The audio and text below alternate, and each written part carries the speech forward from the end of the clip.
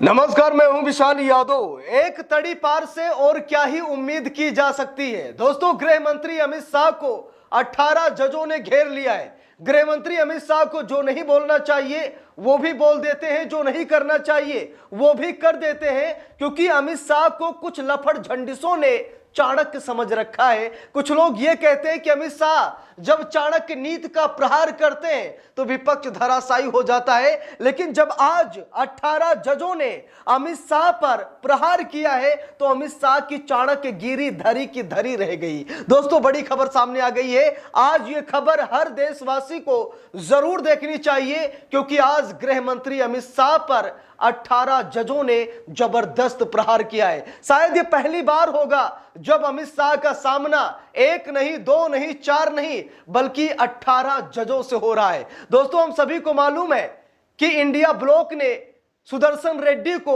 उपराष्ट्रपति पद का उम्मीदवार बनाया। हम सब लोग ये भी जानते हैं कि सुदर्शन रेड्डी सुप्रीम कोर्ट के जज भी रह चुके हैं। उनका कार्यकाल बेमिसाल रहा, उन्होंने कई ताबड़तोड़ फैसले लिए, लेकिन अमित शाह ने उसमें भी राजनीति कर दी। अमित शाह ने यह कहा कि सुदर्शन रेड्डी बतौर जज रहते हुए उन्होंने नक्सलवाद का समर्थन किया। साल 2020 तक नक्सलवाद खत्म हो जाता, लेकिन अगर आज भी नक्सलवाद है तो यह सुदर्शन रेड्डी की देन है। अब सुदर्शन रेड्डी के पक्ष में वोट न पड़े, इसीलिए अमित शाह ने एक अच्छे जज को भी नहीं छोड़ा और अमित शाह ने सुदर्शन रेड्डी पर यह आरोप लगा दिया कि अगर आज देश में नक्सलवाद बढ़ रहा है तो यह सुदर्शन रेड्डी की देन है, क्योंकि सुदर्शन रेड्डी ने नक्सलवाद के पक्ष में फैसला सुनाया।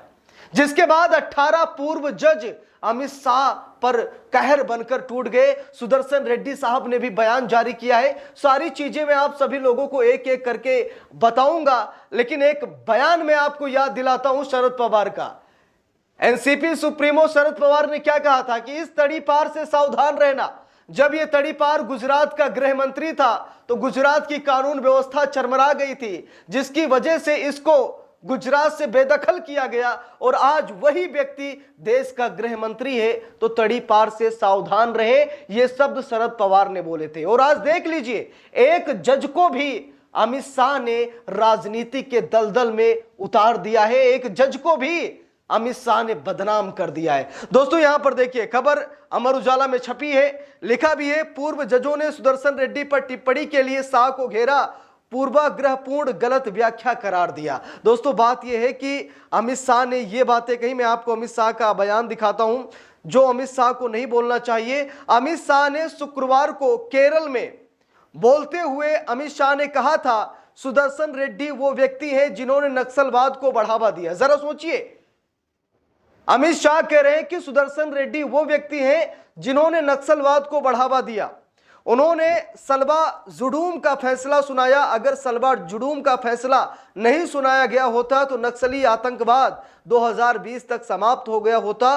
वो वही व्यक्ति है जो सलवा जुडूम का फैसला देने वाली विचारधारा से प्रेरित थे। जरा देखिए, अमित शाह ने यह बयान जारी किया, जो बयान सरासर गलत है, झूठा है। यह सिर्फ राजनीति है, क्योंकि वो फैसला सुदर्शन रेड्डी का नहीं बल्कि सुप्रीम कोर्ट का था। लेकिन अब सुप्रीम कोर्ट के फैसले को लेकर के अमित शाह सुदर्शन रेड्डी को बदनाम कर रहे हैं। देखिए, यहां पर लिखा है, रेड्डी ने भी इसका जवाब दिया। जब अमित शाह ने यह कहा कि अगर आज नक्सलवाद, आतंकवाद बढ़ रहा है तो यह सुदर्शन रेड्डी की देन है, सुदर्शन रेड्डी साहब ने भी बयान जारी किया। उन्होंने कहा कि रेड्डी ने शनिवार को कहा था कि वो गृह मंत्री शाह के साथ किसी भी मुद्दे पर बहस करना नहीं चाहते और जरूरी भी नहीं है कि ऐसे व्यक्ति के मुंह लगा जाए जो व्यक्ति कुछ भी अनाप शनाप बोल सकता है। रेड्डी ने शनिवार को कहा था कि वो गृह मंत्री अमित शाह के साथ किसी भी मुद्दे पर बहस नहीं करना चाहते। उन्होंने जोर देकर कहा कि यह फैसला उनका नहीं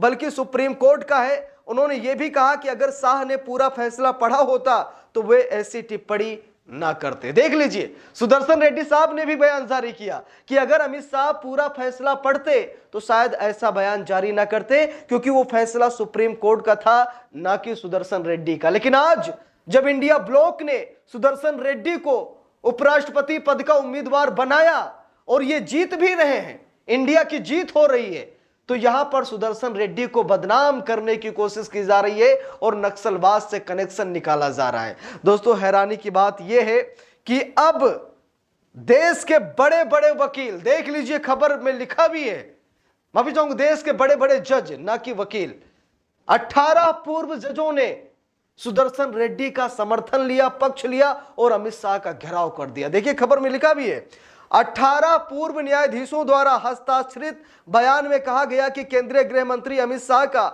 शलवा जुडूम मामले में सर्वोच्च न्यायालय के फैसले की सार्वजनिक रूप से गलत व्याख्या करना दुर्भाग्यपूर्ण है। यह फैसला कहीं भी ना तो स्पष्ट रूप से और न ही इसके पीठ के किसी भी निहितार्थ के माध्यम से नक्सलवाद या उसकी विचारधारा का समर्थन करता है। इस बयान पर हस्ताक्षर करने वाले सर्वोच्च न्यायालय के पूर्व न्यायाधीश AK पटनायक, अभय ओका, गोपाल गौड़ा, विक्रमजीत सेन, कुरियन जोसेफ, मदन बी लोकुर और जे चेलमेश्वर हैं। अब दोस्तों यहां पर देखिए क्या कहा जजों ने कि अमित शाह ने सुप्रीम कोर्ट के फैसले की गलत व्याख्या की है, क्योंकि कभी भी सुप्रीम कोर्ट का फैसला नक्सलवाद के समर्थन में नहीं था।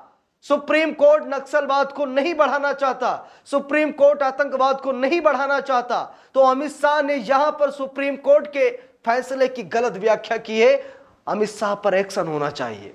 बात यही तक नहीं है दोस्तों, लिखा भी है, सेवानिवृत्त न्यायाधीशों ने कहा भारत के उपराष्ट्रपति पद के लिए प्रचार अभियान वैचारिक हो सकता है, लेकिन इसे शालीनता और गरिमा के साथ चलाया जा सकता है।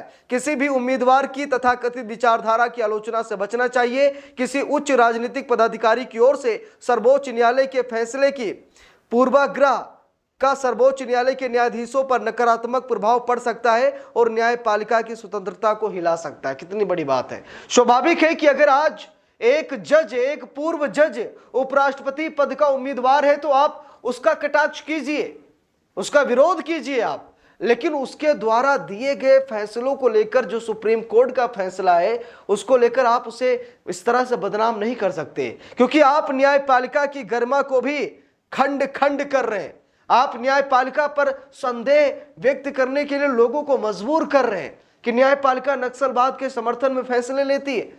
तो दोस्तों कुल मिलाकर बात यह है कि अमित शाह पर सुप्रीम एक्शन भी होना चाहिए, क्योंकि इस तरीके के बयान किसी भी सूरत में बर्दाश्त नहीं किए जा सकते। अमित शाह को सार्वजनिक तौर पर माफी मांगनी चाहिए कि उन्होंने जो कुछ भी किया, हम सभी को मालूम है कि सुदर्शन रेड्डी को बदनाम करने के लिए किया, लेकिन यह सुप्रीम कोर्ट का फैसला था और सुप्रीम कोर्ट कभी भी नक्सलवाद का समर्थन नहीं कर सकता। यहां तक कि कोई जज चाह कर भी ऐसा नहीं कर सकता, क्योंकि पीठ होती है, बेंच होती है। एक जज गड़बड़ी कर सकता है लेकिन सारे जज नहीं कर सकते हैं। तो अमित शाह ने ये सब कुछ जो बयान दिया है इसके लिए उन्हें माफी मांगनी चाहिए, क्योंकि उन्होंने न्यायपालिका, सुप्रीम कोर्ट का अपमान किया है। इस पूरे मामले पर आप सभी लोगों को क्या राय है कमेंट करके जरूर बताइएगा।